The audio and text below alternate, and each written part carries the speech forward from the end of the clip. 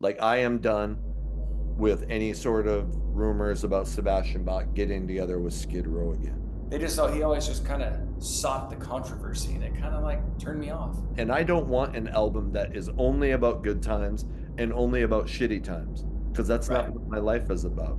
Tear Down the Walls, hands down, I like it 1,000 times more than Don't Close Your Eyes. Because there is not one hit song on Slave to the Grind. Deep songs, deep-ish, Slip to the big one, it's going to be deep. And don't worry, I won't tell anybody that you went to a Huey Lewis concert.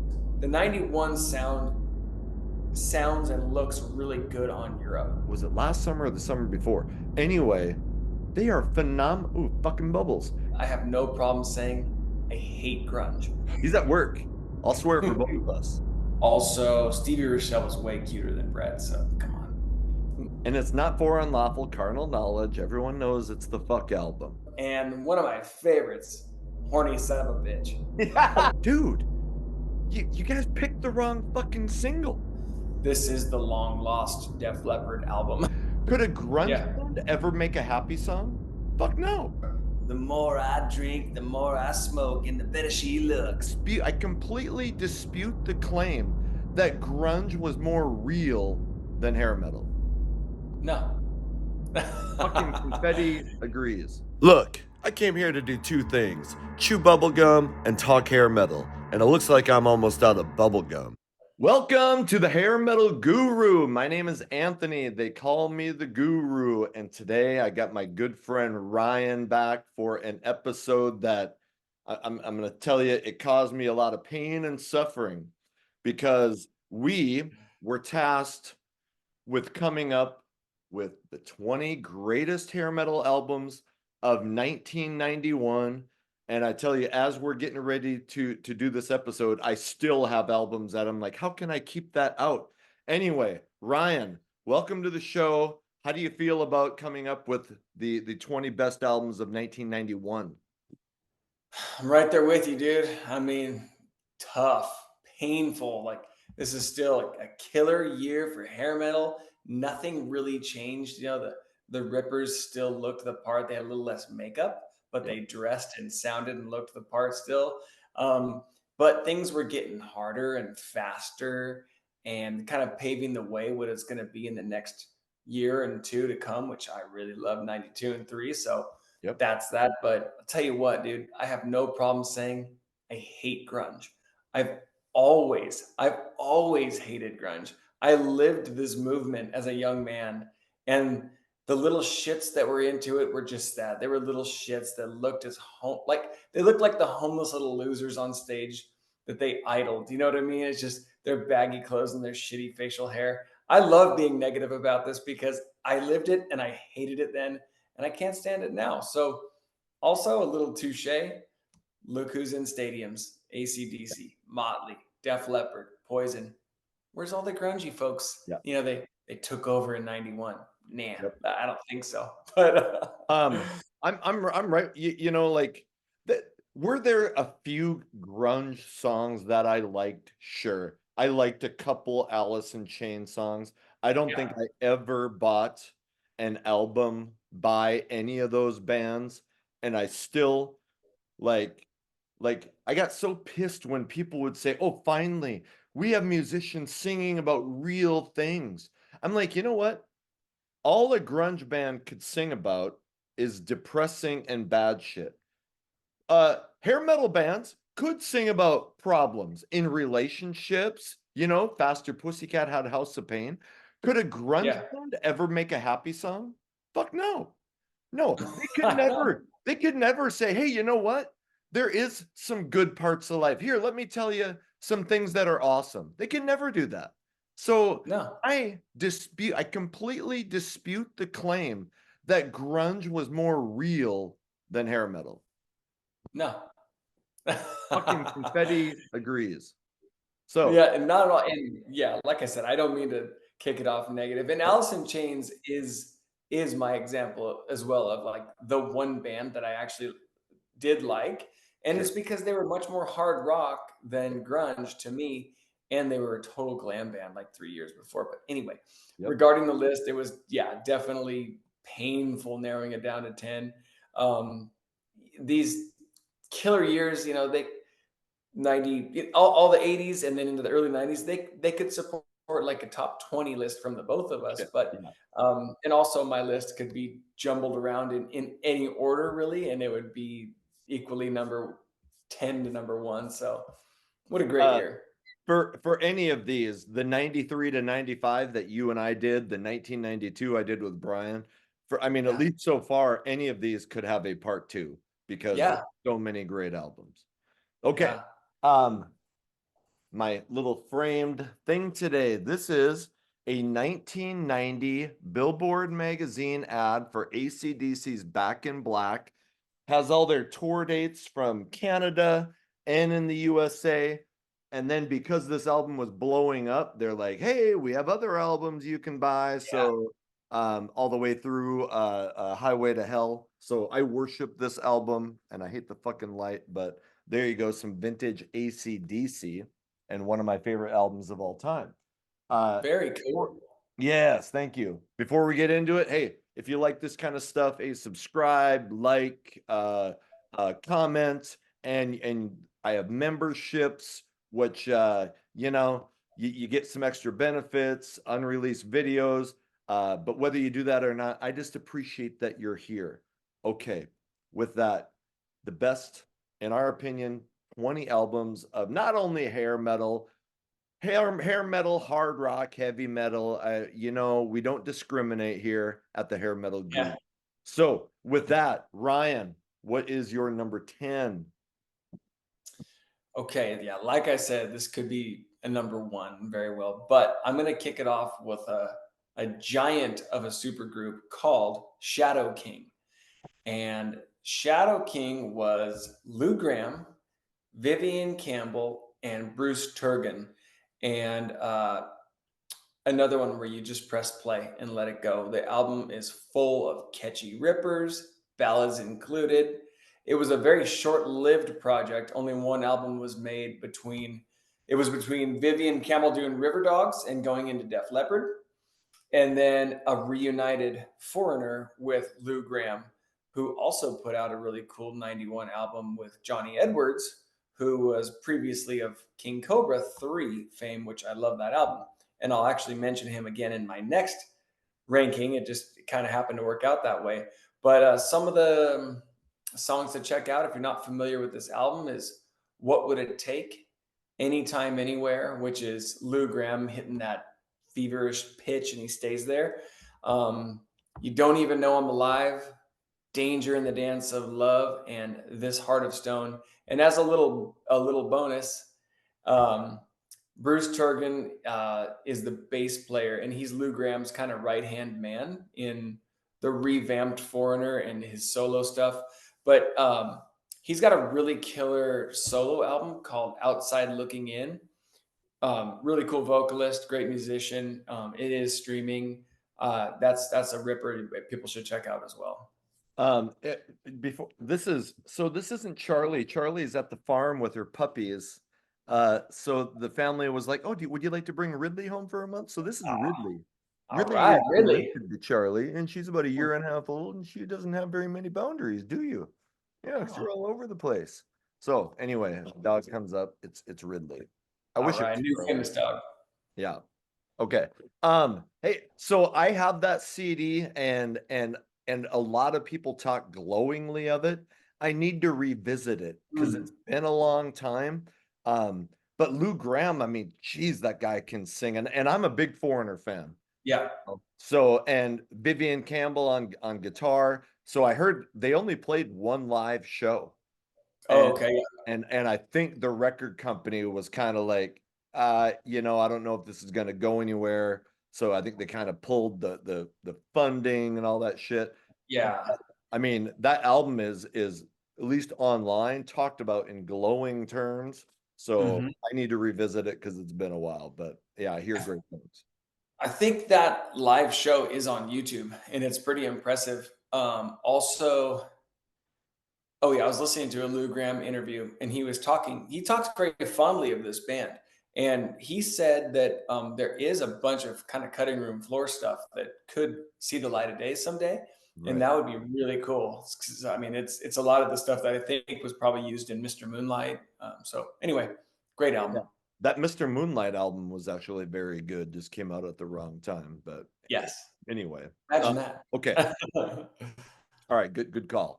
My number 10, I've talked about this album before. I tried to, it's geez, there were so many albums, and I'm like, oh, do I take this one off because I mentioned it before? But no, there's so many great songs. It's White Lion's Main Attraction, and this album should have blown up.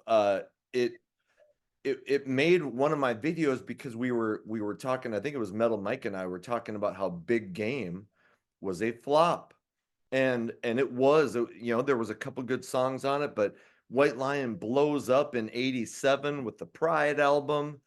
Big Game maybe is a rush job, doesn't do very well. So then they come out in '91 with this great Main Attraction, but the industry is kind of moving away. I feel like if Big Game had done better, Main Attraction would have survived, but people were kind of over White Lion, but they shouldn't have been. Broken Heart. Love Don't Come Easy was the first single. It wasn't a ballad, it was kind of mid-tempo. Oh, Love I that song. love that song. Um, there was a real Out with the Boys was like a real fucking Ridley. Jeez. Hold on, she dumped over the garbage. Oh no. Now, because you did that, you're not going to get any peanut butter up in my bed tonight later. She's like, shit, we're having peanut butter again for the third time. Third time today. I'm getting so fat, it's getting harder to jump on the bed. What's up? You might have to put up a little ramp or something. Um, okay. So Out with the Boys, real up tempo rocker. Ridley. Okay. And then the ballads, and Mike Tramp has a voice for ballads. He made my top hair metal vocalists in the video that we did. Yeah. All I Need, Farewell to You, and Farewell to You, it's the last song on the album, and it's kind of sad because you listen to that and you go like, you know what? After this, Vito Bratta is done, Yeah. out of the music business, I and know. that album and the band is breaking up. So like when I listen to that song, that's what I think about. Makes it really emotional. And then there's a song called Till Death Do Us Part, which should have been the wedding song of the 1990s. Uh-huh. Actually, my brother got married in '98, and I told him, I'm like, dude, you got to have it. You listen to it, and he's like, oh yeah, that's perfect. So that was their wedding song. I don't even think it went gold, which is just a travesty because that's a phenomenal album. Agreed. Broken Heart and Love Don't Come Easy are like up there in my White Lion love. Like those two are so great, especially Love Don't Come Easy. I just Oh, love the way they do it all. So yeah, yeah, great choice. a mid-tempo, acoustic, freaking intro. Oh, Oh anyway, yeah. yeah. Kicking it All right. off with a strong one, man. Yeah, yeah. Yeah, when we get to the honorable mentions, that's gonna be a hell of a list in its own. Oh, I know. Your number 9, what do you got? Yeah, so here's where I got a band called Wild Horses doing the album called Bareback. But there was just a really cool balance between that kind of like borderline Tangier Southern stuff and hard rock. Like they weren't too, southerny country Tangier, which I like. They were still edgy with hooks and big guitars, and they had James Kotak and those guys. So that was cool. But the singer was from a band called Shout, not the Ken Tamplin Christian band Shout, which I also love, but a Yep. different band called Shout. The original singer was going to be Johnny Edwards, but then he got a little knock on the door from someone named Mick Jones, and he was like, oh, "Fuck this, I'm going to Foreigner." Yeah. And they also made a cool album that year. So anyway, that's the cool tie-in right there, which I kind of forgot about until I was doing my research. But some of the songs to check out, a really cool one, probably my favorite song on the album is called Burn It Up, has a really cool guitar riff. New York City Heartbreaker, Cool Me Down was the single, and Fire and Water So really different sound, still hard rock, obviously, a lot of hooks, but yeah, a very like more metallic Tangier. Shit. I know of that album. I Yeah, don't know that I've ever listened to it, and I couldn't even name you one song. So yeah.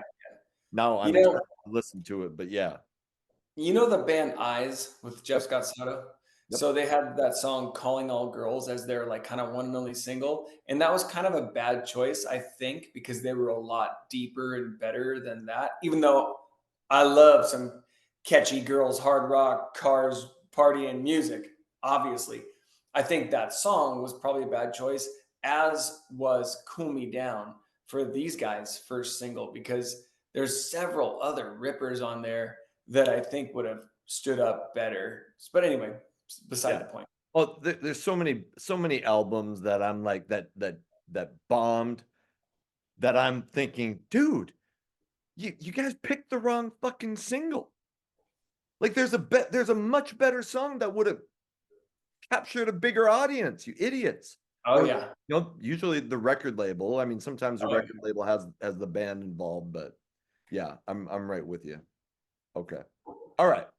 My number nine.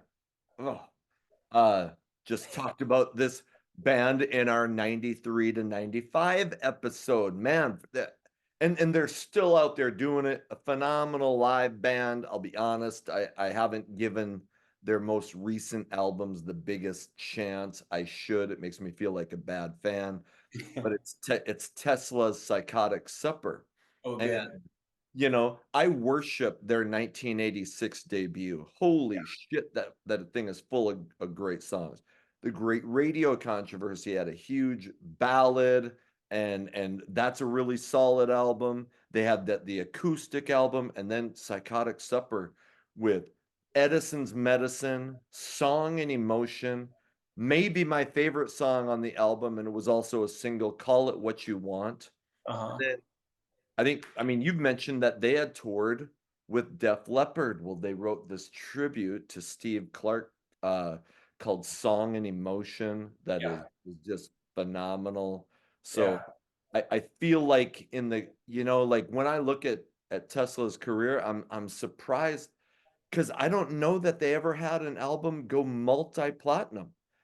Because when I researched their debut, Mechanical Resonance, or however you pronounce it, that was Yeah. platinum. I'm just shocked that that wasn't three or four times platinum. Oh, I You know, know.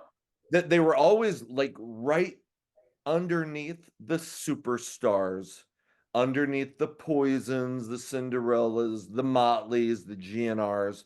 But damn, I mean, I think a lot of people, a lot of fans of this genre rate them like right up there with those bands, and I'm one of them, and this is a great album. Yeah, like Slaughter, the perpetual little brothers of all the big bands. um, what's the song? I don't. I'm not sophisticated enough to navigate away from this page and look it up real quick. And I always forget the title, but it's my favorite on the album. And some of the lyrics are, "The more I drink, the more I smoke, and the better she looks." Remember that Ah, song? It's like, shit. God, what I can't remember. it's an album track, but I was always super pumped on that one. There's also a song called Don't De-Rock Me, which Yeah. is kind of cool, and there's a really crazy guitar riff on there. Yeah, I'm not sure what that was, but and Yeah. I saw them last year at the Red River Valley Fairgrounds, and they're still like, man, great live, Yeah. and they're still putting out albums. I don't know if you like, I think the last album they put out was Shock, and it was produced by Phil Collin of Def Leppard. That's right. Yeah. A Yeah. lot of people said it kind of pushed them too close to Def Leppard sounds versus what they usually did. So Yeah. I honestly haven't listened to it, but anyway, so they're out there still doing it. So Absolutely. all right. What is your number 8? All right. Here's where I got South Gang doing Tainted Angel. And this is one where I'm just going to start with some songs to talk about because they're so damn strong. But the title track, Tainted Angel, fantastic. Russian Roulette, very good. Shoot Me Down, those are back to back on the album, and they're really cool back to back. They trail into one another. and it's kind of like the quicksand, all my bridges are burning thing, where it just goes in. And great. Big City Woman and Boys Night Out. This band had some momentum, man. They had some money behind them. They had a lot of steam behind them. Big budget video and Tainted Angel. Butch Walker was a band member. He's probably the most famous, and he went on to do some 90s and 2000s stuff with Marvelous 3. Really slick, well written stuff, kind of like in the vein of Lillian Axe in terms of like their sophistication and catchiness and like deeper lyrics and songs, yes, than what their image would suggest. Yeah, that, but they're just one of those bands with that pop look with loads of talent. So they have two albums out as far as I know. They used to be called Bite the Bullet, so there might be some demos, but these guys are super talented. So I'm actually, I did the 1992 episode last night. I'm editing it. So by the time everyone sees this one, the 1992 episode will be out. And Brian put their second album, Group Therapy, from 1992 on that. So Cool. I some of this I will have said, but Butch Walker, besides Marvelous 3 and his solo shit, is a big time producer. He's Yeah, done albums by like Avril Lavigne. I mean, he's done like a lot of like shit, like big stuff. that's So cool. yeah, and I love both of those albums. I think Jesse Hart, their singer, has a great voice. I don't know if there's a great ballad on that album. It's either Yeah, Aim for the Heart or Love Ain't Enough. It's like those are the two ballads that I remember from those two albums. that's right. There's one called Final Resting Place too that is great. But anyway, yeah, Yeah, that's a band that you know, I really felt like when they came out, I'm like, oh, because man, the singer had the look, they were super talented yeah. musicians, but didn't quite happen. My number 8 is this is a band that changed. So I'm going to be talking about their second album. They changed singers, and Mhm. how many bands could put out a debut album that did fairly well and then have to change singers and put out another album? That doesn't happen very often. The band is Shotgun Messiah, and Right. they put out their debut in 1989, and the singer was a guy named Zinny Zan, and that I love that debut album. And he has just a really sleazy, high-pitched hair metal voice. They come out in 1991 with the follow-up Second Coming, and the singer is I think, well, he was in the band before, but now he takes over vocals. His name is Yeah. Tim Stoll, and he's done a lot of shit, and I'll get into that here in a second. But most people, even though they never had any major hits, if you listen to Sirius XM Hair Nation, you've probably heard the song Heartbreak Boulevard. And I love that, like the pick sliding up the guitar thing that he does, but that's a phenomenal song. Sex, Drugs, and Rock and Roll.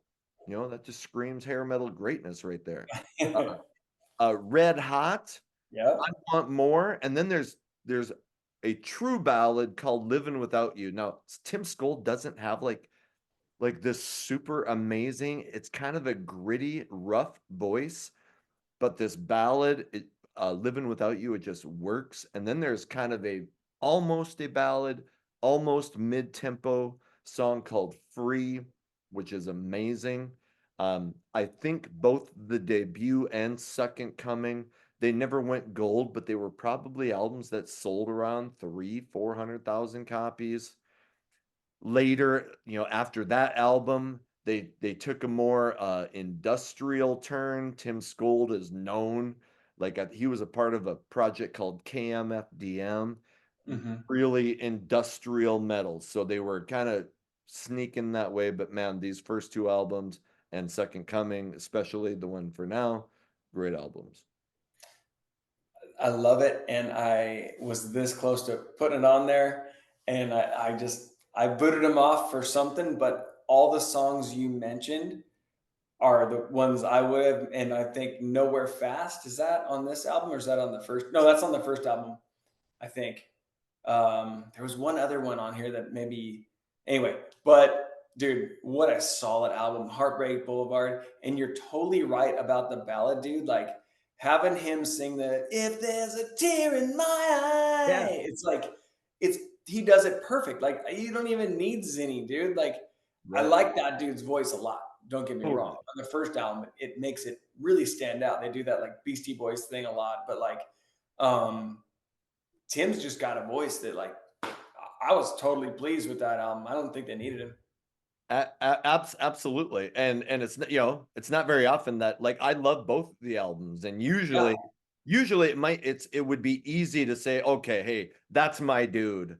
But I can go back and forth between the debut and Second Coming and not be disappointed in either one. yeah, So it worked for both of them. And I think both of them had some modest success. I was when they went industrial more, there is some stuff that I actually liked on it, but it was a real left turn from where they had been coming from. So, yeah, yeah, totally. yeah. All right. We are on to your number seven. All right, my number 7 is BB Steel. So I've mentioned them once, but this I really want to showcase in case people don't know this band. For fans of Hysteria era Def Leppard, this is the long lost Def Leppard album that was never a Def Leppard album.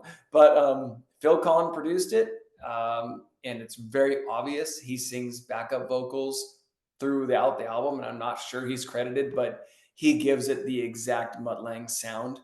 Um, like I said, it may as well be a Def Leppard outtakes album, which I love. But yeah, laced with the catchy Mutt stuff. Very similar to the Pete Willis band Roadhouse, but with more of a harder Hysteria vibe. And it's definitely taken on like a cult classic form at this point. And some of the talking points and songs, check out Suffer in Silence, Big on Love, Heartbeat Away, Live It Up, and Ride On is a pretty cool mid tempo. But yeah, for fans of Hysteria, this is going to be your next favorite Def Leppard album. So it has only been in the last year. Somebody on X said, said, you know, shared a song from that album and said, if you like Def Leppard's Hysteria and you haven't listened to this album, you need to. So I'm like, oh, I mean, I loved Hysteria when it came out.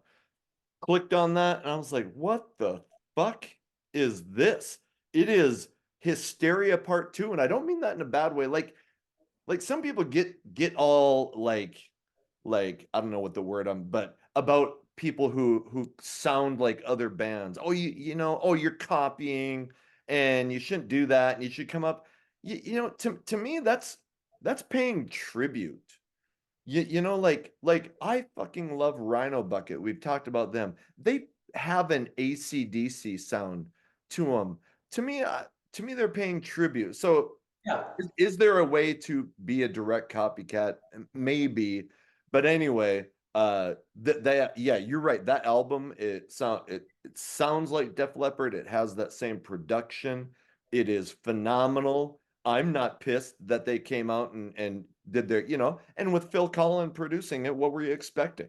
Oh yeah, You know? exactly. And I just said the same thing about Tesla's Shock. A lot Yeah. of people said that had a Def Leppard sound. Well, fuck you. Throw a member of Def Leppard in the control room, and you're probably going to end up with something similar to Def Leppard. So Yeah. I'm glad, like I said, I mean, how that album escaped me for all these years, but now I know about it, and it's a phenomenal choice. Very good. Yeah.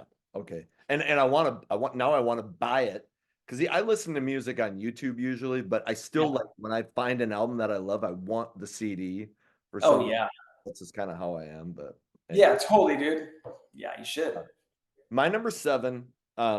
This the singer has more notoriety than the band. The band is Kit Tracy.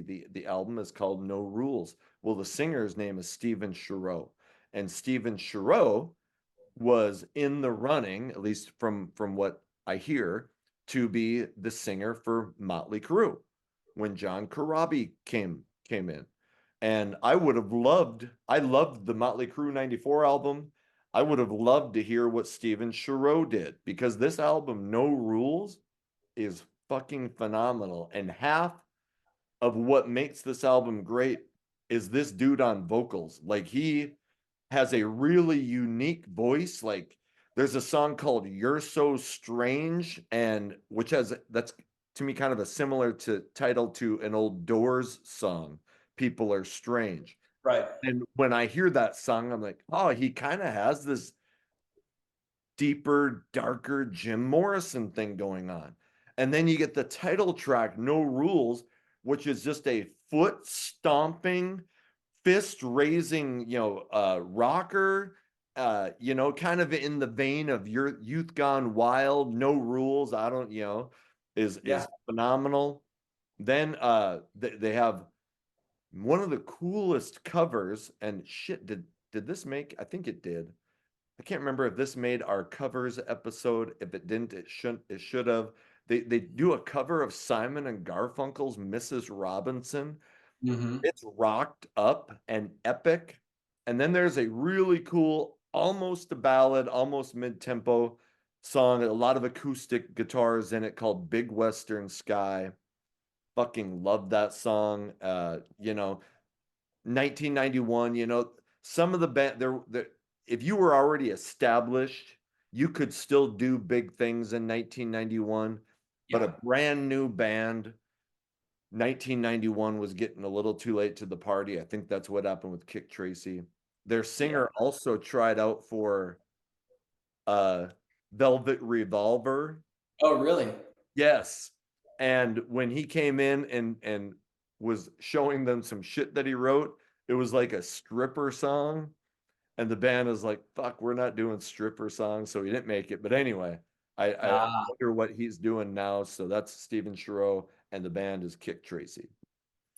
yep. So the look doesn't fit the sound. It was one of those bands, you know what I mean? And although they rock, it's different. It's a little more artsy. And I was really hooked on the interview that Metal Mike did on the 80s Glam Metal Cast with him. And that's where I learned of all this Motley lore. And I know he said, and I've heard other people that have been in situations like that on interviews say that all that shit was recorded. So someday, maybe it'll see the light of day. I'm Oh, sure Nikki has it somewhere in his basement. well, that asshole won't even release like what is it? A 30-year anniversary thing of Motley Crue Oh, 94. You're probably not going to see anything else because no. Metal Mike, well, he did it, but I promoted it. We put out this he put out this little video like imploring Motley Crue to do a 30th anniversary of the Motley Crue 94 album. That's right.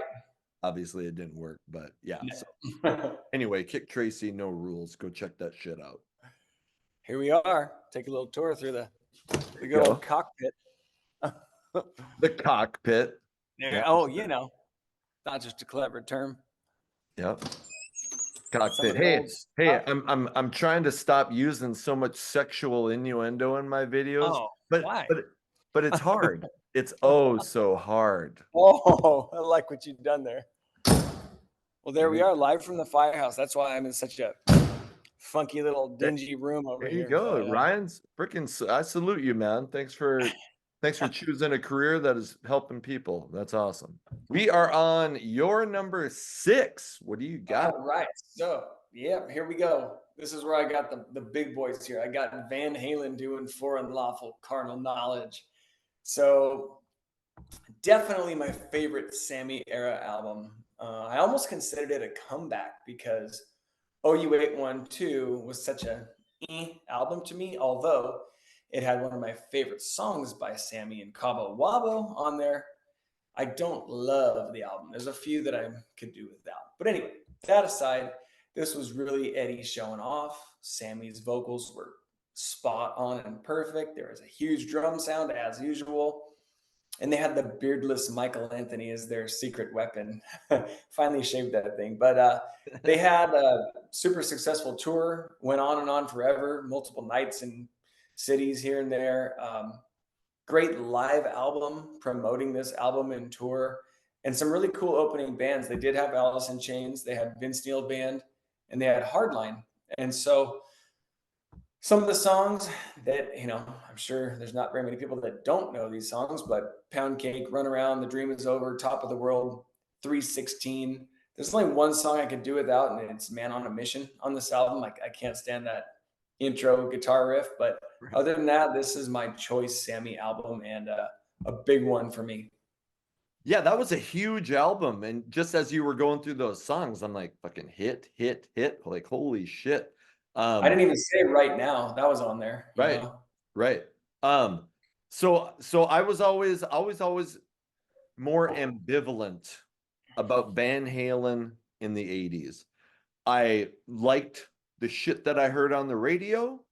Um, I had no problem, with people playing them, but I wasn't the guy who was going out and buying all the Van Halen albums for some reason. I don't know why it was, but again, they were a band that I enjoyed listening to, but where do you fall in the David Lee Roth, Sammy Hagar I'm just like album? I am with Bon and Brian, man. I'll never decide. I feel that's completely a mood dependent thing, and I love the fact that they have two really cool singers. And like I've said, if you feel like sipping a margie and kicking your feet back and listening to Cabo Wabo or something more mellow off 5150, or you feel like going out and ripping the town and listening to something by Roth, then that's perfect. You got the two choices. And it's not for unlawful carnal knowledge. Everyone knows it's the fuck album. It is, but oh. Oh yeah. Yep. He's at work. I'll swear for both of us. I don't swear at work. Fuck no. Yeah. Right. I was hoping you couldn't because I like the idea of swearing for both of us, but okay. My number 6. This album it was a last minute addition. In an episode a while back, Metal Mike had been talking about Alice Cooper's Hey Stupid album. And I love the Trash album.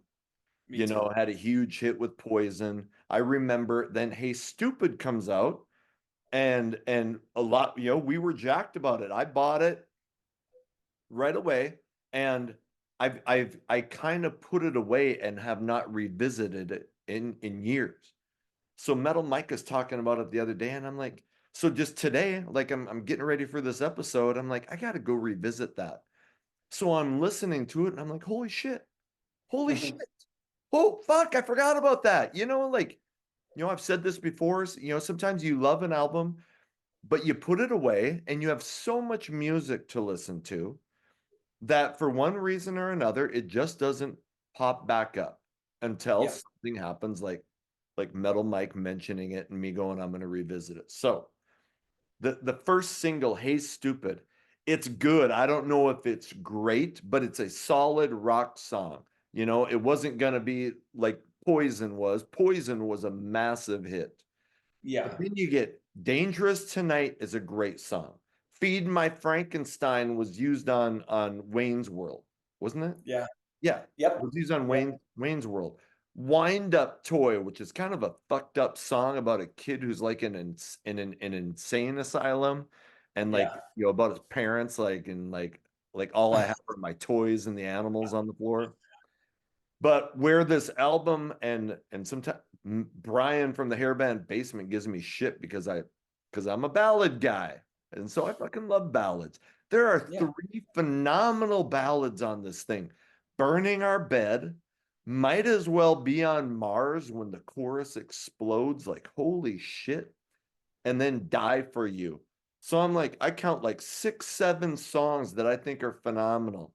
So I listened to it today and I'm like, shit, it's got it. So I put it at number 6. It's a great album. Very cool. And it's a little bit personal to me because this very fire department, one of our captains that's now retired, his brother is Steph Burns.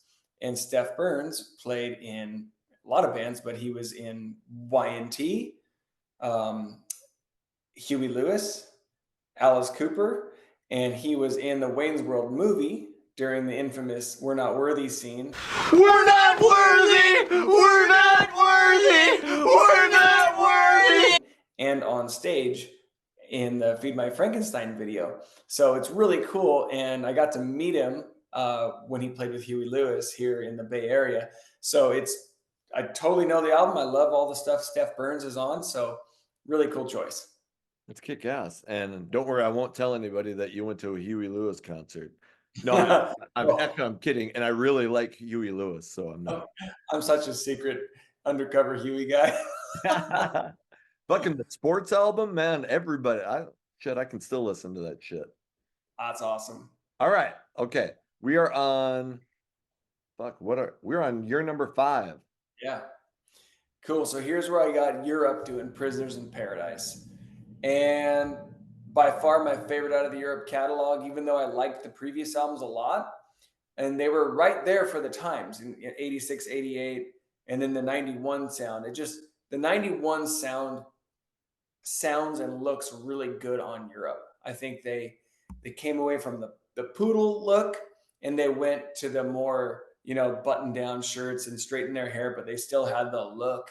And I know we're not supposed to be talking about the look, talk about the sound here, but it all fit really well there with the look and the sound. So this album falls under the, if they had only released it in 1990 thing, it would have been epic, would have been huge. And it should have been released then. They actually had to delay it because the record company thought there wasn't the single and the sound. It should have been out about a year earlier and it wasn't. So could be an issue. It still went like platinum plus, but amongst the true Europe fans, I think this is a big one for them. But Yes. just check out some of the songs. Talk to Me, Little Bit of Lovin', Halfway to Heaven, and then some of the album tracks, Bad Blood, Mind in the Gutter, and Girl from Lebanon. It's Joey Tempest being a ripper and showing off what he's got, and Key Marcello is still playing guitar in that band at that point, and it's a very good thing. So I always felt like okay, Europe I mean, is a very talented rock band. Like they Yeah, are the musicianship. Joey Tempest is definitely a great singer. I felt like the final countdown, the song, even though it was massive and drove that album to go triple platinum, I felt like that hurt them because that was almost kind of like a gimmick thing, like, oh, you're a keyboard band, yeah, and they weren't a keyboard band, they were a fucking guitar band. yeah, But so it's kind of like shit. Starship, we built this city, became a huge hit, but ended up hurting that band later on. Anyway, that's probably a weird comparison, but no, I felt totally like accurate. that song kind of became a noose around their neck. And when they released, like you said, I think a lot of people look at this as maybe the best Europe album, but they weren't. They were still doing okay, but they weren't getting the attention they were after the final countdown. Okay, I'm done. Yeah, I mean, it frustrated John Norum enough where he left after the Monster album, or maybe it was even was it the tour or the album? I can't remember. But then he released Total Control, which was very, very Final Countdown ish, not the song, but the album. Like the Yeah. Cherokees and the Ninjas and Yep. Rock the Night. That in that vein, and Yep. that's a great album too. But it always tripped me out that he left at that point Yep. and released an album that was very similar. But whatever. Right. Right. Okay. Yeah. That's a bummer because that's a talented band. All Yeah. right. We are on my number 5.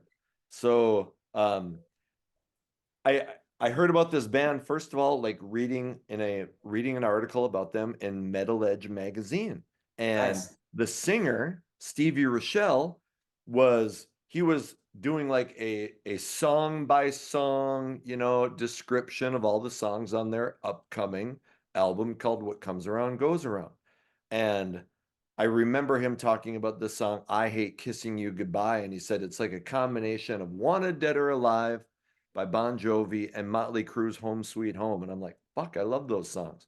Now, so I get that magazine, I go to my local, it was in the mall. Shit, what was it called? Um, whatever I don't think it was a Sam Goody, but whatever the mall record store. Now it's so long ago I forgot because I'm an old Yeah. fuck. But bought that cassette and 2 days later went on this church trip to Texas. And I played that cassette like the whole fucking way and just fell in love with it. So, 1991, What Comes Around Goes Around, Ruckapit Bridge. Um, the song "The All New Generation" should have been, I think it was released as a single, but the first video was a ballad, "I Hate Kissing You Goodbye." If you follow Metal Sludge and Stevie Rochelle shit, he does a lot of cool stuff. He, on Metal Sludge, and talks about the history of Tough.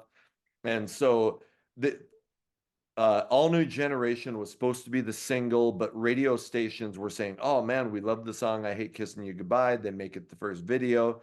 It goes to number 3 on MTV, but the Black Album and Nirvana's Smells Like Teen Spirit are coming up. So that kind of ends that. But there's a ton of great tracks on this album. So the All New Generation is kind of a history of rock and bands that get name checked in it. Elvis, Alice Cooper, Aerosmith, Skid Row, Poison, and Bon Jovi get name checked in this. And it's a fucking phenomenal song. Good Guys Wear Black could have been a single. There's a song called Spit Like This that I really like. And Yeah. then the ballads, there's a mid-tempo ballad called So Many Seasons that is about Stevie Rochelle's father and brother both died when he was young. It's about them. Phenomenal song. The one I talked about, I Hate Kissing You Goodbye. But then there's another ballad called Wake Me Up that was actually co-written by Bret Michaels from Poison. And a lot Mm. of people said that Tough were Poison clones. If you go see 1991 pictures of Stevie Rochelle, he got a lot of attention for kind of looking a little bit like Bret Michaels. But anyway, the band puts out like another album called Religious Fix in 1995. There's some good stuff on there. Stevie Rochelle still tours and does shows and still does Metal Sludge. So I've just always dug this band, even though they never made it big, and it's a really good album. Yeah, love those first two albums. Also, Stevie Rochelle was way cuter than Brett, so come on. Yeah. Okay. Yeah. But really, have you ever seen Thunder and Mud? Yep. Yeah, that it's got, Young Guns, Wild Yep. Side, Wild and Side. and then was that band called not Grim Reaper, but remember the other band that was on there? It was it'll come to me, but it was another ripper band. They had only had one song. And then Tough was on there just being Yep. killer, dude. Like, Yep. remember oiling up that stripper? Yeah. Yeah. Oh, And they it's played yeah. that version of Good Guys Wear Black on that video, and it was like really strong. Yep. So after What Comes Around Goes Around, they did an independent release called Fist First. Yeah, that's the one. And then they signed to Mausoleum Records and added 2 songs to Fist First to make it 11 songs. And Fist First became Religious Fix. That's right. Well, okay, Stevie Rochelle, he and I have chatted about some things and so so I always let him know when I pump his shit. But he just re-released What Comes Around Goes Around and Fist First on vinyl. So if you go to Cool. Metal Sludge and go to the store, you can. So I bought both of those on vinyl. You're welcome, Stevie. So anyway, yeah, cool band. Go Nice. check out What Comes Around Goes Around. Very All good. right, what's your number 4? I got Kane Roberts doing Saints and Sinners. So Kane, I love Kane, but incredibly catchy, hooks on every song. And just like that band Frontline I mentioned in the last episode, where you can just press play and it goes and you go, okay, what song should I tell the people about? Okay, that's a good one. That's a good one. That's a good one. And I'm sitting there playing all the Kane songs in my head as I'm reading the titles, going, okay, which one should I mention? And they're all huge Desmond Child co-written, produced, amazing songs. Kane Roberts plays the shit out of the guitar and has an incredible singing voice. Yeah. And he lifts and he looks like Rambo and he's freaking Heavy Metal Rambo. Hey. if you haven't heard the song Heavy Metal Rambo by Metalcast, of which Ryan is the lead singer, there is a video out and there's a lot of shots of Kane Roberts because he looks like fucking Rambo. So That's anyway, right. there's your plug for Heavy Metal Rambo. Awesome song, by the way. So Thank you. Thank you very much. And rightfully so, he should be shown in the video because he is the spitting image. But he's just one of those freak of natures, man. But check out You Always Want It, Too Far Gone, Fighter, Rebel Heart, and Wild Nights. Uh, all huge, huge choruses. yep. Very catchy, hooky stuff. All Desmond Child laced things in there. So if you don't know it, it's gonna please you. If you did not know it, Kane Roberts was discovered, or he was playing guitar with Alice Cooper before he went to be a solo artist. And with Alice Cooper, he had like this machine gun guitar. And I Yeah, mean, the dude looks like Rambo. He's ripped. So the reason that I did not get into that album when it came out is because I thought, oh, it's a fucking gimmick. They're giving him a record deal because he looks good and he's no, ripped. And so I'm like, obviously the album's gonna suck. It was probably, I mean, in the last 5 years that I remember somebody talking about this. I'm like, oh shit, I'll go check it out. And you're right. It is like he can sing. There are some solid ballads. The rock yeah, songs are just hooky and catchy. I'm honestly shocked that it didn't do better than it did. Maybe it was just the timing, but I mean, with his look being so original and his sound being so awesome, the album should have done better. yeah. And he had two out in the era. He had the one where he's standing on the cover with the machine gun guitar in Yep. like the alleyway, and then this one he's looking more, of a model pose in an Right. alleyway again.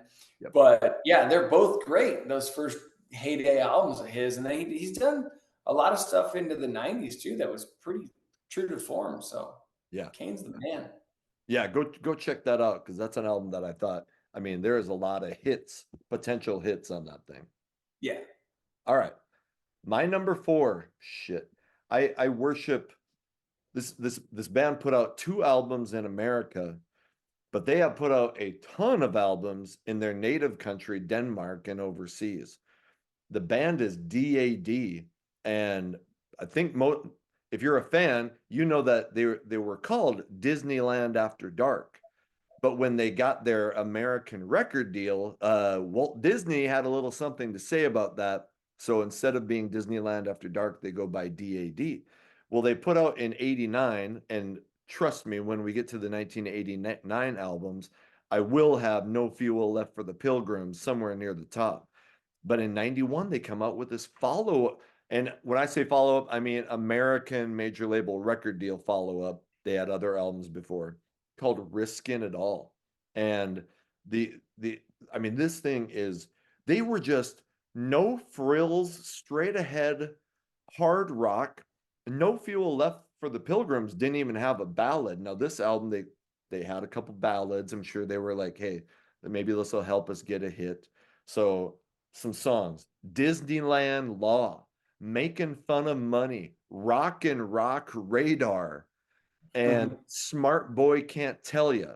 Then the first single, and it's almost a ballad, it's almost mid-paced. If I was going to recommend you start with one song, listen to Grow or Pay. Holy shit.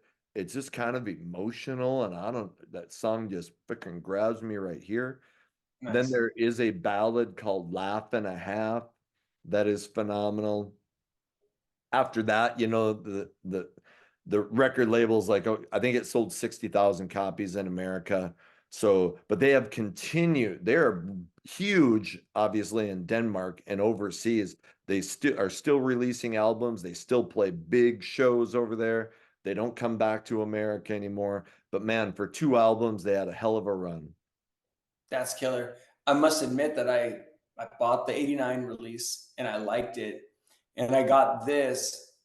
I remember thinking that the first song had a little bit of the Hot and Bothered intro Yep. esque sound to me, And so it hooked me, and I was like, oh, this is going to be great because this sounds like Cinderella a little bit. Yeah. Um, but I must admit, it's been a long time since I've heard that thing. So that's the only real standout that I remember. There were three, I think three, at least two, but maybe three songs in the middle that I was like, what the fuck are you doing? Kind of the blues shit, like Cinderella's Long Cold Winter, the song, not the album.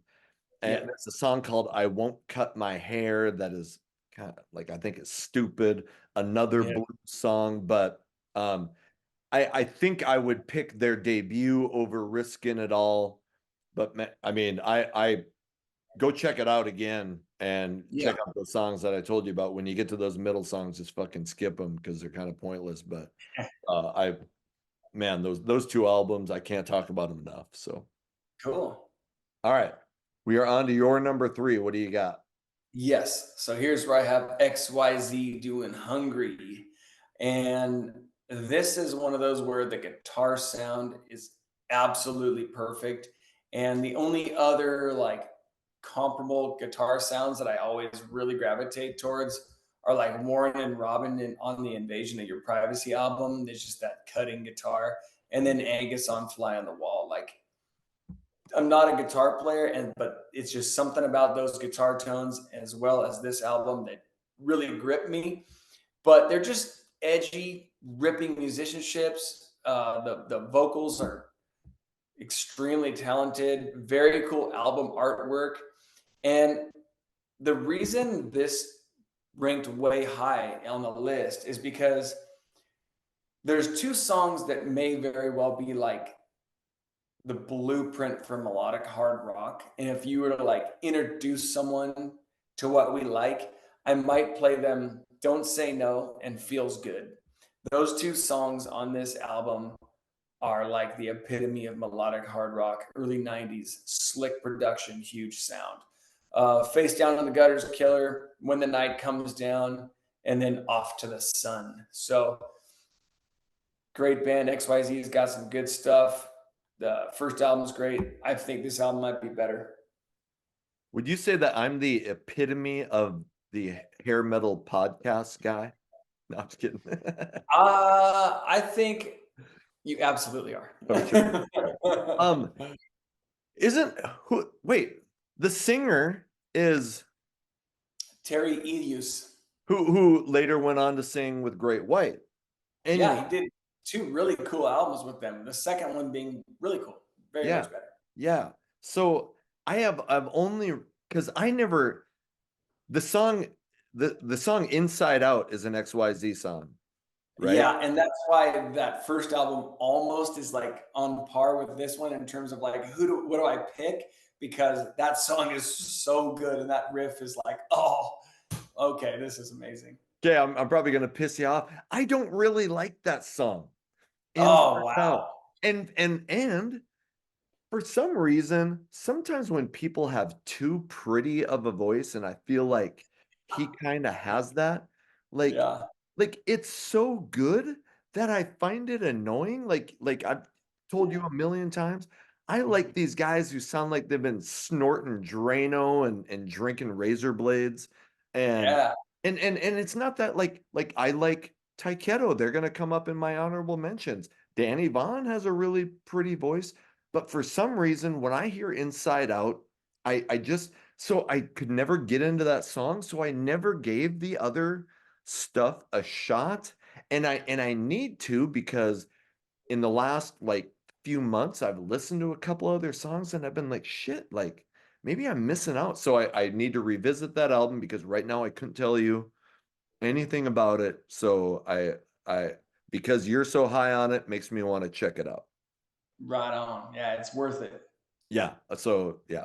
And again, one of my favorite parts about doing this shit is people going, "Hey, motherfucker, like get your shit straight and go listen to this album because there's a ton out there that I've gotten into because of doing this podcast."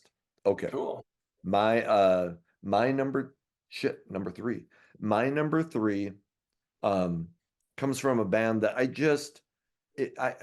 legitimately, well, I do this with a lot of bands. I legitimately feel bad that they didn't achieve the superstardom that they should have. And this band got close in 1988 with their album Blow My Fuse. And talking about Kicks, Yeah. and they were bumming around during the 80s, releasing albums, always kind of talked about, never made it big. Probably the kind of band that were selling 100, 200,000 copies. 1988 comes out, Below My Fuse blows up because of this ballad, Don't Close Your Eyes. But man, that album is so full of fucking amazing rock songs, Cold Blood, Blow My Fuse. So anyway, I'm not talking about Blow My Fuse, though it may seem like I am. In 1991, they come out with the follow-up to Blow My Fuse. It's called Hot Wire. And this thing is, man, if it's not as good as Blow My Fuse, it is this close. It is phenomenal.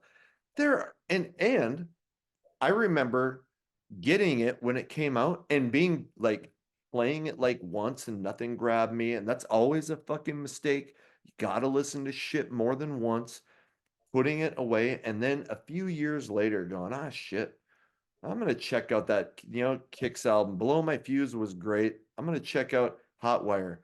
And damn, Yeah. I missed out because the song Hotwire, that's a stomping rocker. Yeah. Loveaholic, even though the song title kind of sounds like Loveaholic, will burn into your brain. Girl Money will burn Yeah. into your brain. Bump the La La is Yeah. thing. And then Same Jane. All of those, it's like five songs that I feel like could have been singles. Yeah. Then you have a ballad called Tear Down the Walls, which was phenomenal. It lyrically it does get more into the "Oh Babe, I Love You" shit, whereas Don't close your Close eyes. Your Eyes, Don't Close Your Eyes was more serious. But anyway, it's super catchy, it's super emotional. Like I feel like this could have been like Def Leppard's Hysteria had seven singles that took it to 13, 14 million copies, but most bands that were doing well could release two, maybe three singles from an album that would do well. I felt like this album had five potential singles that should have been big. It should have been an album that went three, four, five times platinum. It sold 200,000, and they did put out an album in 95. Now I can't remember the name of it. It's actually pretty good, but it stood no Show business. show business. And it's a solid freaking album. But this album Yeah. should have blown up, and it just bums me out that it didn't. Dude, Tear Down the Walls, hands down, I like it 1,000 times more than Don't Close Your Eyes. I don't know what it is about that song because I love Blow My Fuse. Yep. Love it. That's my favorite Kicks album. And oddly enough, that's the one song, even though it was the hit that carried that album and got them the AC/DC tour and all that. I don't like that song. I don't know what it is about it because it's so damn popular still. And but that Tear Down the Walls, like I can hear it right now, and it's so much more like cutting, and like that voice of his is like Yep. really getting in. I don't know. I like it way better. Um, Cold Blood, Blow Oh, My Fuse. If I yeah, was gonna do an episode on like the 10 catchiest rock songs of the 80s, I have no yeah, problem saying that Cold Blood would probably be on that. Um, what the fuck was I just gonna say? Now I can't remember, and it's gonna piss me off. Oh, I saw I saw Kix. So Kix is now retired. As yeah, far as bands retire, but luckily I saw them. Was it last summer or the summer before? Anyway, they are phenomenal. Ooh, fucking bubbles. They are phenomenal live, and yeah. and Steve Whiteman. Even shit, he must have been 60, was still hitting. So, man, a great live band. They were always known as being musicians. And so I love that band. Too bad they never made it famous, but they were still out doing it as far as a couple of years ago. So, Yeah, love them. yeah. All right. We are on to your number two. What do you got? Yeah. So here's where I have Danger Danger doing Screw It. So hooks on hooks here again, the perfect era for them. huge band overseas, Japan. Didn't care about their amazing innuendos whatsoever. They just kept it up. And again, this probably would have been more well received in 1990, but to Yep. me, I'm a total sucker for all the sex, drugs, rock and roll, party, cars, bullshit. And it worked really well for them. And again, very poppy, glammy, cute looking band with Bruno Ravel being that like Butch Walker songwriter, like a Nikki Six, Yep. deep songs, deep-ish, Slip to the big one. It's going to be deep. Beat the Bullet, Don't Blame It on Love, and one of my favorites, Horny Son of a Bitch. Yeah, that's what I was trying to think of that song. So I love this band, dude. Like I talk about Danger Danger as much as I can. I don't feel like they get the love they deserve. But this is probably my favorite Danger Danger album, so it was the perfect little era, little moment in time for them. I loved the debut, but I agreed. I think this is their best album. And we knew they were joking around, but there's a rap song. What was it? Yeah. Get no, what was Like D Boy Rap or something like that. I don't know. Oh no, They it's did some rap joke yeah, thing, yeah, but anyway, and they were known as a band that talked about sex a lot. So Slipped are the big one, yeah, horny sob. I get it, but man, Beat the Bullet. They had one yeah, of the best ballads of this genre. I Still Think About You. Um, yeah, I remember, so make me sound like a pussy. I don't care. I remember hearing that song for the first time, and I Saw Red tattooed on my arm because my first serious girlfriend, when we broke up, it just fucking devastated me. So I'm not afraid to admit it. It's a long time ago. But I remember hearing I Still Think About You and just going, holy shit, that song is about me and this girl that I am still thinking yeah, about because it was right after that. And yeah, wow, I mean, for a ballad to hit me like that was just unbelievable. So that they did a lot of different stuff. They did serious stuff, they did joking around stuff. But here's what I like about that. I am sometimes a goofy, swearing, completely just jokester. And then I'm also like, might not know it from the chat, but I'm also like deep and think a lot and and I felt like I liked bands that were able to capture both sides of that. To me, yeah, that's more real life, fucking hilarious and funny and partying. And then, hey, yeah, sometimes you're like down in the dumps about shit too, So yeah. I loved that about Danger Danger and that album specifically. See, just like there's a couple different singers for other bands, and you can't figure out who you like better. It's mood dependent. So is this album. Right, right. And I don't want an album that is only about good times and only about shitty times because that's not Right. what my life is about. Exactly. Good All right. call. All right, we're on my number two. And this man, I got a ton of history with this band. I've covered them a lot. Their singer has blocked me on X, you fucker. Um, but regardless of me battling with Sebastian Bach, I love Skid Row. I wish they could get their shit straight, and I know it's not going to happen. Like I am done with any sort of rumors about Sebastian Bach getting together with Skid Row again. Yeah. But for a period in 1990 and 91, I don't think it's ridiculous to say that they were the biggest rock band in the world because the 1989 debut blew up and was 5 times platinum. And so I have all these old rock magazines and Skid Row, it was like they were always looking for an excuse to put Skid Row on the cover, even when they Yeah. were touring or when they weren't, like when they didn't have an album to actively promote. So they're huge. In 1991, they put out the follow-up to the debut, Slave to the Grind. It debuted first heavy metal album well, maybe to debut Mhm. at number one on Billboard, and this is right at the same time that Nirvana is blowing up, the Metallica's album is blowing up, and Yeah, you're thinking like, man, Skid Row, Guns N' Roses, Metallica. I remember thinking that those are the three bands, for the bands that I was kind of into because I wasn't into the Nirvana shit. yeah, I was thinking that those three bands were going to be the bands that continued to dominate through the 90s.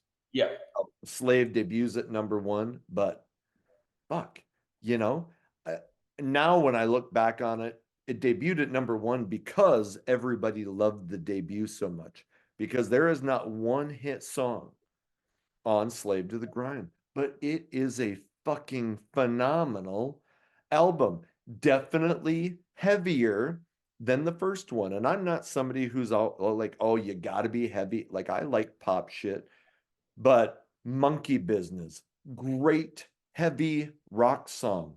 The song Slave to the Grind is damn near thrash metal, and yeah, that might be my favorite song on the album. Like, yeah, that is a song to put on a workout mix if you want to get like jacked up. yeah, Riot Act is almost a punk song. Get, Get the Fuck Out is almost a punk song. So I've mentioned it many times. I love punk rock. Like nowadays, a lot of the newer bands that I listen to, tend to be punk rockish.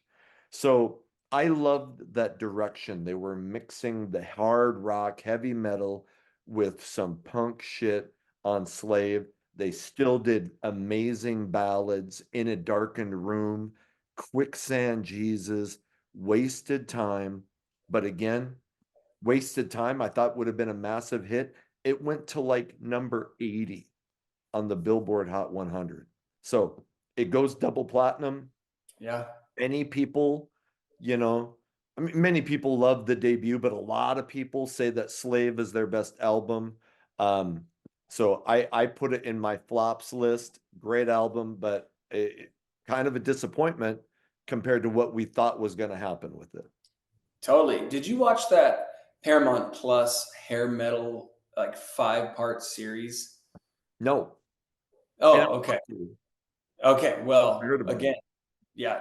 Use use my login and check it out. It Shit. is Yes. it's good. And the cool thing about it is it features like like 5 bands that they like kind of focus in on and track their history.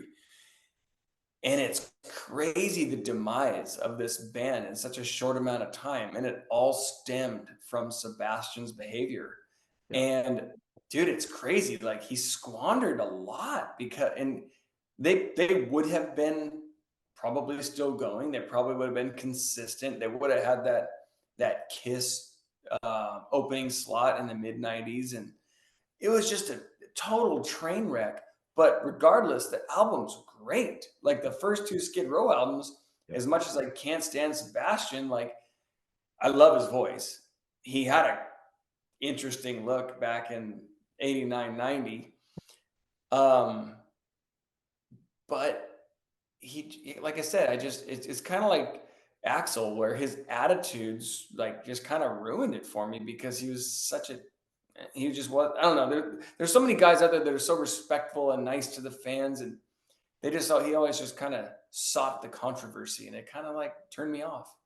What when they were coming out, and I was 16 when the debut came out, 18 when Slave came out. Yeah, Back then when you're young and stupid, no offense, I'm like, fuck yeah. You know, yeah, like here's totally. Sebastian's up, fuck this, fuck that, and I was totally into it.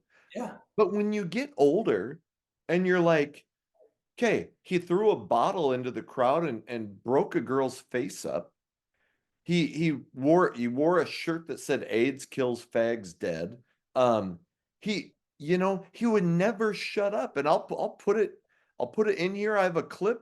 He fucking Bon Jovi gave him their first big break by bringing them out on the New Jersey tour. Then he's shitting all over John Bon Jovi in a Kerrang magazine article. And John Bon Jovi is Snake Sabo's or one of his best friends and Yeah. gave them a lot of breaks. So shit, even on the Slave to the Grind tour, he had his own bus. Yeah. And when you watch concerts from back then, again, I loved it back then, but he is just nonstop raging. And, back then he's doing cocaine and drinking. I can't imagine having to be on a tour bus with that. No. And don't get me wrong, I'm the same way as you were in terms of like my love for them when I first discovered them. I was like a 17-year-old too. Like, holy shit. I know Skid Row, but now I really know Skid Row. And I'm fascinated with this band.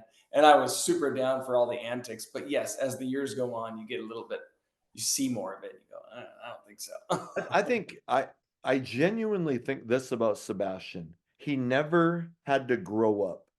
He No. was in bands as a teenager, and then at 19, he joins a band that becomes one of the. So he grew up having everybody kiss his ass, nobody telling him no, and he just seems that way now. Like here they're talking about. He's like, man, I'm gonna write this great let email to Skid Row. There are some things I think we can get over this. Boom. 3 days later, he's shitting on him on stage again. He can just never shut the fuck up. And so, like, he never grew up. Yeah. Like eventually you go, hey man, some of that shit I was doing and saying is fucking out of line. So I'm still a Skid Row fan. I bought the new Sebastian Bach album. I like him as a musician, but I completely get why the guys in Skid Row do not get back together with him. And some people are gonna probably not like that. There are people who are on Sebastian's side, people who are on the Skids guys' side. I tend to side with the Skid Row guys. I really see why, dude. It's not worth maybe the extra money that we would get. Yeah. Absolutely. So, but we're on best album. So with that being said, Slave to the Grind is a fucking rip roaring rock album. And if you haven't listened to it, you should. Yeah. All Agreed. right. All right. Let's go to your number one. All right. So this may also be controversial, but here is where I have Brittany Fox doing Bite Down Hard. Not So controversial in my book. so Tommy Paris, aka real name Don Gilson.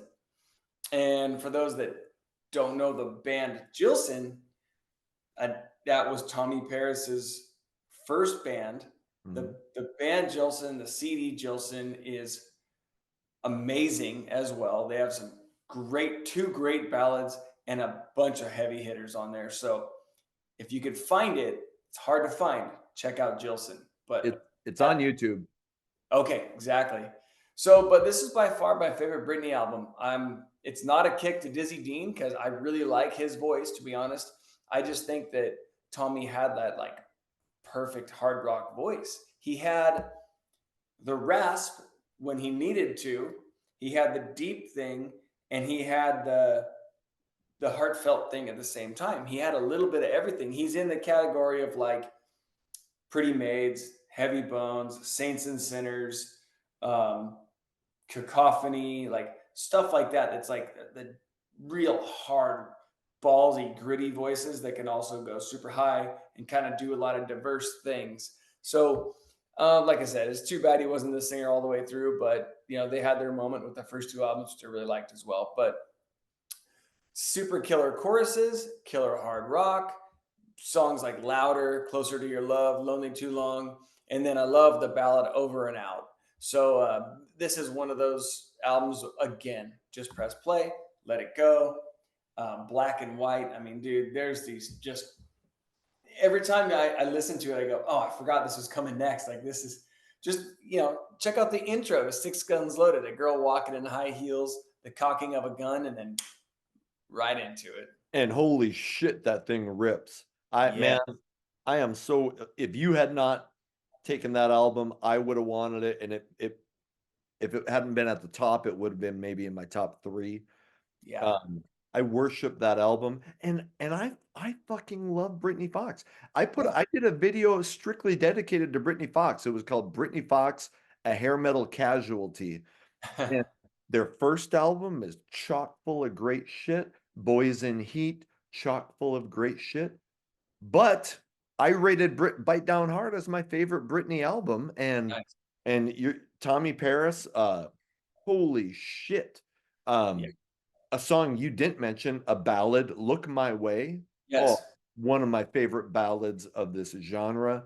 And the rock songs, just smoking, foot stomping, like, you said Closer to Your Love, Yeah. Six Guns Loaded, Shot from My Gun, that Yeah. ballad Over and Out. Man, I just love that album. And it just kills me that the two biggest Britney Fox, again, I love the Dean albums, but man, if you've liked anything from Britney Fox and you didn't listen to Bite Down Hard, oh, do so, Philly. And Shit. that live album they put out in like early 2000s with Tommy Paris. Oh, dude, like, The live album, yes. yeah, like Yes. that thing, if it's not doctored, he's got one of the best live voices I've ever heard. So Britney Fox got back together in around 2008. I saw them twice with Tommy Paris. He was fucking unreal. Like Nice. he did not miss shit. And one of the shows there was like probably 200, which I thought was a good 200 people. Was a good crowd. The other one there was probably 30 of us and he Ooh, still was unbelievable. But I was like, fuck, man, 30 people you got it. Anyway, damn, yeah. damn. I And mean, you can't tell. I love that album. I love that you're so pumped on it. And Britney Fox is always one of those bands that people are like, oh, their second album killed their career. It's like, no, it didn't. Like the album cover and title sucked. Like everybody knows about that. But the songs were phenomenal. And Yes. they were as strong as the debut. They didn't have like the hit power of Girl School and Long Way to Love, I guess. But like to me, that second album has, and Metal Mike is the one that got me back into Boys in Heat because I kind of like went Bite Down Hard, the first album, and then I was like, Boys in Heat, and then I really into that one in the last few years. So, dude, they got three powerful The, albums. the, in all of their albums, there is very little filler. Yeah, Poison Heat, very little filler. Tons fucking Dream On, the kind of a mid tempo. That should have been a major hit. In Motion, the yeah, lead off track is a fucking rocker that I love. And there is yeah, so much good shit on that album. That yeah, band, like unfortunate, yes, the cover of Boys in Heat, the title of it, they were yeah. supposed to go out on tour with Tough, and Stevie Rochelle has talked about like how that kind of, because Dizzy Dean got into a fight with Michael Kelly Smith, Brittany Fox breaks up, and Tough kind of got fucked because they were supposed to be touring. And Ah, yeah, so yeah, I can't, man, go Bite Down Hard, go listen to that shit. Oh, okay. We are on to my number one, and it is, so this is a band that most hair metal people do not know. And it is my favorite album of 1991 and could potentially, like, if I did a list of my favorite hair metal albums of all time, it would probably be in the top 10. The band is McQueen Street, and whether it was timing, I feel like they got, you don't read about them a lot in rock magazines, but they did have three singles put out, and they had some videos. Their album was produced by Tom Werman. So they're from Alabama. Derek Welsh made our best vocalists, one of my top 10 hair metal vocalists. yeah, They had unbelievably catchy rock songs. They had ballads that lyrically I thought were just different, out of the realm of "Oh Babe, I Love You," "Oh Babe, I Miss You." So I'll give you a couple songs. So rock songs, "When I'm in the Mood" and "Woman in Love."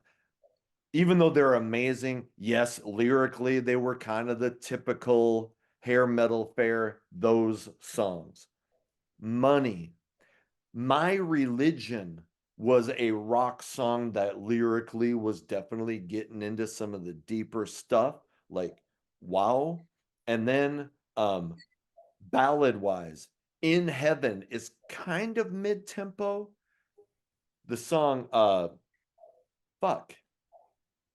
What I'm missing something. Time Time, money, and then and god damn it. Oh, Only the Wind. Only the Wind is a because I'm looking at my notes that I didn't. Only the Wind isn't, but Time. Holy shit. I love Time. The I put out an episode where I talked about McQueen Street before, and the lyrics in Time are amazing.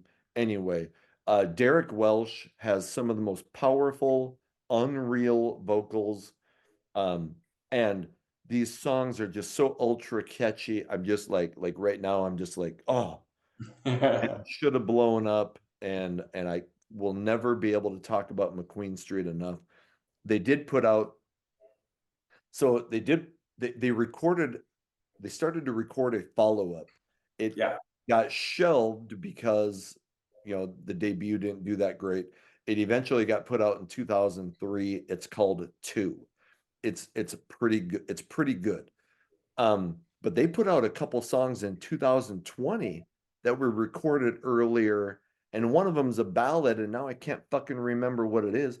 It is amazing. It is as good as the shit that's on this 1991 self-titled debut.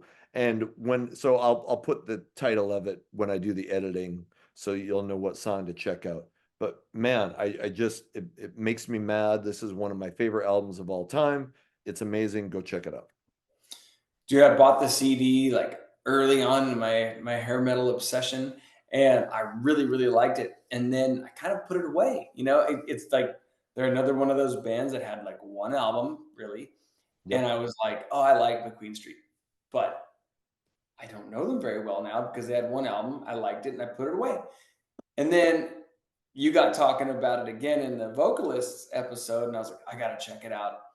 And dude, I was like, okay, now I remember how much I like this shit. Yep. And I still think the funniest part is it "Woman in Love" when it's like the females are talking about getting backstage. Yeah, I think so. The beginning of that song, I think that's the one. It's like the corniest, like Yeah. little Did that like guy in the chipmunk, band try to pick you up too? Yeah, yeah, what a jerk. his little chipmunk voice talking. I was like, that's kind of funny. But anyway, great album, dude. Like, I'm glad you're so pumped on that because I got back into it and I liked it. And then there is that second album that's on Spotify, and I don't know if it's two or it's like a purple cover with the circle. Is that the Yeah, it's one? called Two. It's like two. Yeah, Yeah. So yeah, that both great. I love the first one, so I'm pumped that you like it so much. yeah. I've always, when people will talk about their favorite hair metal albums that didn't make it big, I've always got, and the 1992 episode will be out by the time you say this, by the time you see this, Wild Side, Under the Influence, Sleazebees, Screwed, Blued, and Tattooed, and this McQueen Street album. Now, Yeah. there's many others, but those three are always at or near the top. Shit. So, man, hey, if you follow this shit, go listen to that McQueen Street album. I implore you, you will not regret it. Okay. Nice, dude. Okay. Hey, with that, there's our 20 best albums from 1991. Let's go through our honorable mentions because I don't know about you, but there might have to be a part two at some point. What do you I got? know. Yeah, and I would probably use a lot of these, so I'll just merely mention them. Randy Jackson's China Rain, Bed of Nails is the album. Do you know that album? I don't. Okay, so Randy Jackson he was in Zebra, Yep. and so like early 80s, mid 80s sound, Yep. but he did an album obviously in 91 called Bed of Nails. Also hard to find. I have it on CD. I don't remember where I got it. It's on YouTube. Randy Jackson's China Rain. Shotgun Messiah. Do you know Dirty Rhythm? Yep. So I Heart of have the that Rock. cassette. I have that CD. Excuse me. Yes. Yeah. Yeah, it's a great one. Let's see. Yeah, it's called Hard as Rock. Axel Rudy Pell did Nasty Reputation. That rips. McQueen Street, I had Rough House with Pete Willis from Def Leppard. Easy Living, the letters Easy Living After the Fire, some old bonfire guys.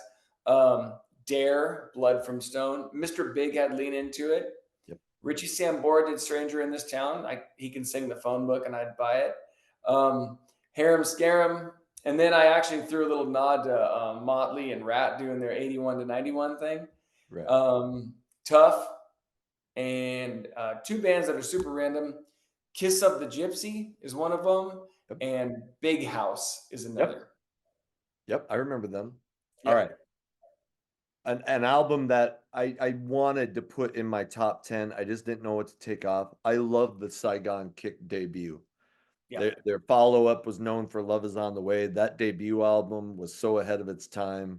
Love that album. Another one that I really struggled to keep off because it's got one of my favorite ballads ever is Taiketo, Don't Come Easy, the ballad Standing Alone, and then Great White Hooked.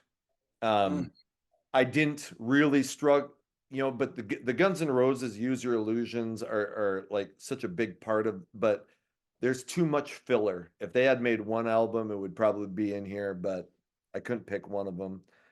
Stage Dolls, Strip. Oh, I love Stage Dolls.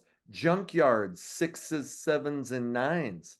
LA yeah. Guns, Hollywood Vampires, Enough's Enough, Strength. And my favorite Ozzy Osbourne related album is No More Tears. I really love that album. So Yeah. those are Very my good. honorable mentions. I'm in the minority big time of being a more of a Dio Sabbath guy than an Ozzy Sabbath guy. Yep. And I love that Ozzy album. And I'm also super pumped you put Stage Dolls on there because I didn't think anybody would even know who they are. Oh, when we get to when did the debut come out in '89 with They Still had Love and yeah, Love Cries? I think it came out. I love that album. That there are so many great '89 albums. I don't know if it'll make my top 10, but it will definitely make my honor. That Stage Dolls album is great. So yeah, be a 5 hour episode, our top 50 each. yep. Hey, if you made it this far, hey, what did we miss? What are there other 1991 albums that didn't make our top 10 or didn't make our honorable mentions? Tell us that. Hey, where do you think we're full of shit? Like which of these albums do you not agree with? We're probably not wrong. I'm probably right, but whatever. I'm just kidding. Hey, I really, if you like this stuff, subscribe, comment, all that shit, become a member. But really, I appreciate you guys being here. Anybody who takes time to watch this stuff, honestly, I, it means more than you know. So, with that, my name is Anthony. They call me the Guru. Ryan, thank you so much for being here. It's been awesome. Thank you. Until the next episode comes out, take care.